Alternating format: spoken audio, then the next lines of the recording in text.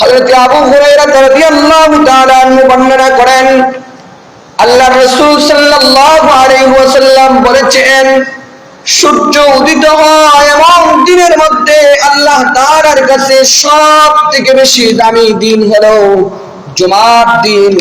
কেননা এই দিনের মধ্যে আল্লাহ তাআলা দুনিয়াকে সৃষ্টি করলেন। এই দিনের মধ্যে রব্বুল আলামিন দুনিয়াকে সৃষ্টি করলেন।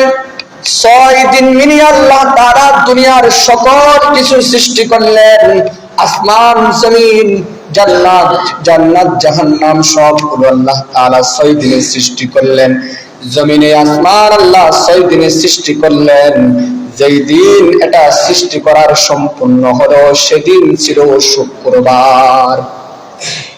হযরত আবু হুরায়রা রাদিয়াল্লাহু তাআলা আনহু বলেন, সূর্য উদিত হয় এমন দিনের মধ্যে সবথেকে বেশি দামি দিন হলো শুক্রবারের দিন। এই দিনকে হাদিসের ভাষায় ঈদ বলা হয়েছে। আল্লাহর রাসূল সাল্লাল্লাহু আলাইহি ওয়াসাল্লাম বলেন, এই দিন আরো দামি হওয়ার কারণ রয়েছে। এই দিনে হযরত আদম আলাইহিস সালাতু ওয়াস সালামকে রূহ দেওয়া হয়েছে। এই দিনে আদমকে জান্নাতে প্রবেশ করা হয়েছে।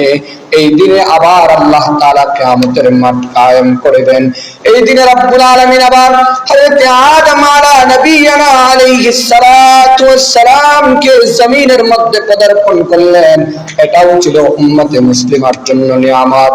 কেননা আল্লাহ তাআলার নিজাম তো সৃষ্টি ছিল, ওয়া ইয ক্বালা রাব্বুকা লিল মালাইকাতু ইন্নী জাইলুন ফিল আরদি খলিফা।